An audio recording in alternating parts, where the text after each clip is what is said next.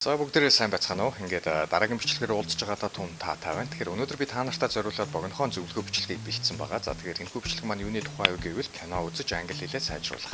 За энэхүү аргыг ашиглаад маш олон хүн өөрийнхөө англи хэлийг сайжруулж сурсан байдаг. За тэгээд кино үзэж байхад бидний түгээмэл ашигладаг арга бол ялцчгүй хадмал орчуулгатайгаар үзэх тийм үү. За энэ арга нь маш үр дүнтэй ч зарим нэг дутагдaltaй талууд бас байдаг. Жишээлбэл бид нэр яг киногоо үзэж байхдаа зөвхөн хадмал орчуулган дээр 100% анхаарлаа төвлөрүүлждэг. Тэгэхээр нөгөө гол дүр нь киноных нь хүн нь яг юу ярьж байгааг нь ойлгож чадахгүйгээр зөвхөн унших дасгал хийгээд байдаг гэсэн үг. За тэгэхээр альва нэгэн гадаад хэлийг сурч байхад бид нэр унших чадвараа сайжруулахаас илүүтэйгээр сонсох чадвараа сайжруулах нь маш чухал байдаг. Яг энэ аргыг ашиглаж байхад бид нэр төдийлөн дээр гол яг чадвараа сайжруулж чадахгүй байгаа. За тэгэхээр өнөөдөр би та нартай яг таны сонсголыг чинь сайжруулах за мөн киногоо үзээд өөрийнхөө англи хэлийг сайжруулах нэгэн сонирхолтой үр дүнтэй аргыг тайлбарлаж заах болно. Тэгээд энэхүү арга маань юу вэ гэдгийг мэдхийг хүсвэл яг одоо надтай байгаарай. The money. Here we go. Money talk. Here comes the money. Money, money, Dollar, dollar.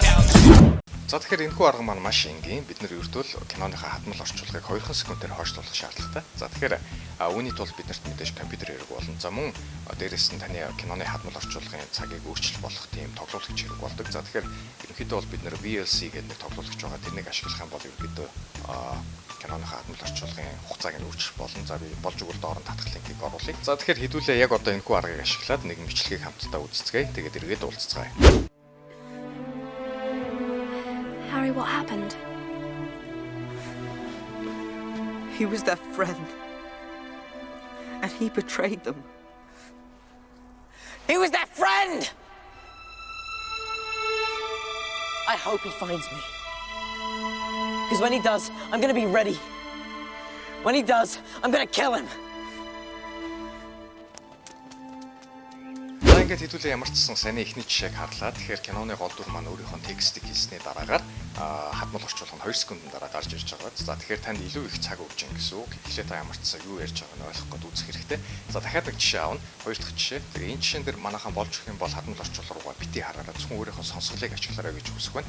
За хэрвээ та ойлгохгүй байх юм бол доотлын хадмал руугаа хараарай.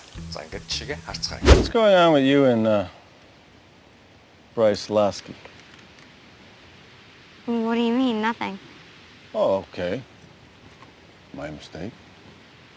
За тэгэхээр яг саяны аргыг ашиглаа та сонсч авч чадсан уу? Хэрвээ чадсан бол маш сайн байна. Хэрвээ чадаагүй байх юм бол санаа зовох зүйл ерөөсөө байхгүй. Ягаад гэвэл эхэндээ угаасаа одоо яг тэр унган ярьж байгаа хүмүүсийн яриаг гүцэж барьж авч ойлгоно гэдэг тийм ч амархан биш. Бүр унган яг англиар ярьдаг хүмүүс кино дуун дээрээс зарим хүмүүсийнхаа юу гэдэг байгааг нь ойлгохгүй тохиолдлууд маш их байдаг.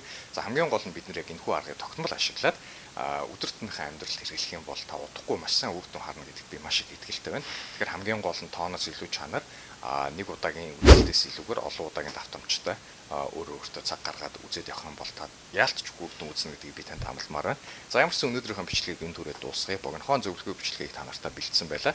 За хэрвээ танд бичлэг маань таалагдсан бол яг одоо миний суугийн захиалагч болж надтай нэгдэрээ. Ингээд дараагийн бичлэгээр уулзлаа түр баяртай.